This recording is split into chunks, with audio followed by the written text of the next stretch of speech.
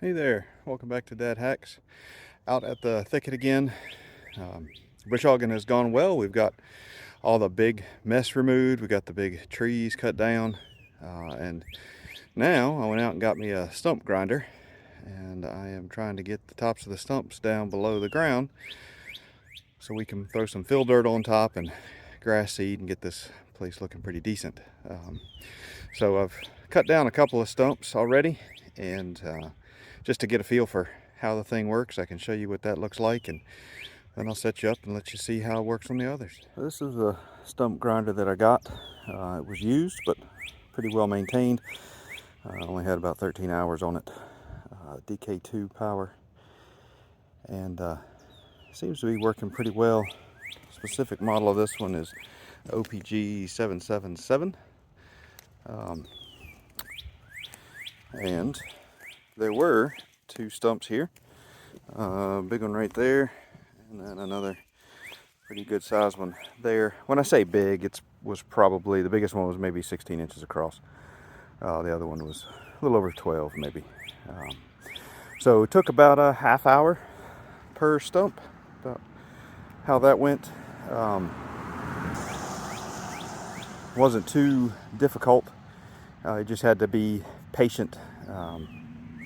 The teeth aren't all that wide, and so it cuts a groove, I don't know, 1.5 to 2 inches across, and then you just kind of walk it back and forth. So as long as you were patient and worked at it slowly, it did pretty well. I will say a couple things that I picked up. So first, it's got a shield down at the bottom around the tires so that you don't get chips blown back on you, which is kind of nice. However, that makes it really hard after you've been grinding for a bit to push forward into the stump. And so found out that it's best to start on the back side of the stump and work to you. The other thing is the chain guard. If you notice, that thing comes down and touches the ground, and your teeth are only just below the surface of the ground at that point. And so I also found that it's pretty good to start on the back left side and work to the right, so that that chain guard doesn't set up on the stump and keep you from digging down. But other than those two things, everything seems to be working out pretty well. So I'll get you set up on the tripod and you can see how it goes.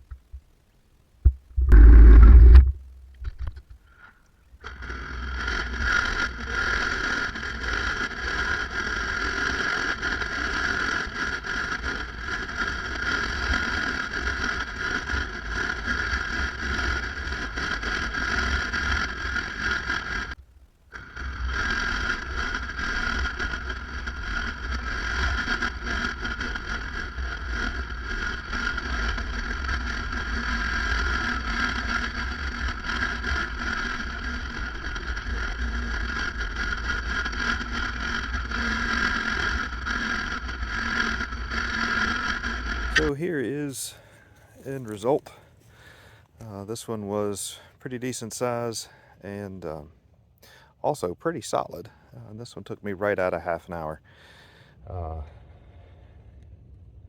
It got down pretty well, looking like, I don't know, 4 or 5 inches below the surface of the ground. Once I got the sawdust cleaned up around it. This was another one. This one went really quick. It was pretty soft, and it ate through that fast. That was probably, I don't know, 6 or 7 minutes, even though it was a pretty good sized stump. And then this one over here, that one went pretty quick. Overall, I got rid of 6 decent sized stumps and then a number of smallish ones, and it was just over 2 hours. It wasn't too bad. Most of them seemed to be averaging in the 20-ish minutes range.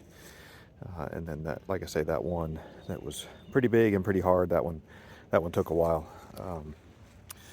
But this is kind of where we're at with the thicket, although I probably can't really call it the thicket anymore. I have to start calling it a thicket or something. But anyway, put some fill dirt in here and sow some grass seed on top, and I think we'll have her looking pretty good. So one other nice thing about this stump grinder, it does come with a tongue that lets you put it on a 2-inch ball. Just screws into that little receiver there. But that makes it pretty easy.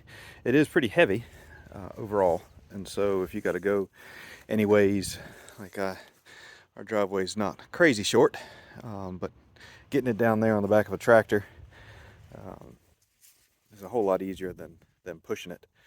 You do want it to have a little bit of weight so it'll eat the stumps up. So that definitely makes it nice. One thing I will mention about the new stabilizer kit that I got, those bars that go off the lower arms of the 3-point hitch, that gives you quite a bit more room over top of your ball. So when you're hooking up, like I just did today with the stump grinder, you've actually got enough room in there to close the clasp down and make sure everything is nice and tight. Whereas before with the turnbuckles, there just wasn't enough room in there to get your hands in and even get the clasp off if you ever got it on. So the stabilizer kit really helped with that, which was kind of nice.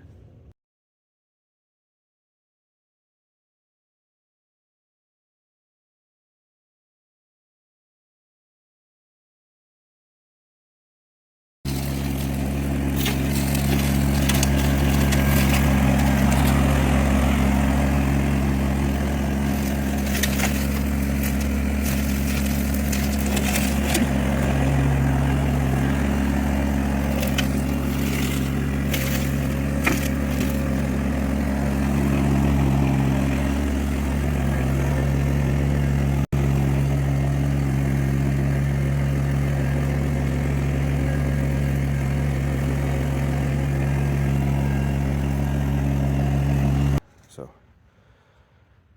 thanks for watching. Y'all have a good one. I'll catch you on the next go round.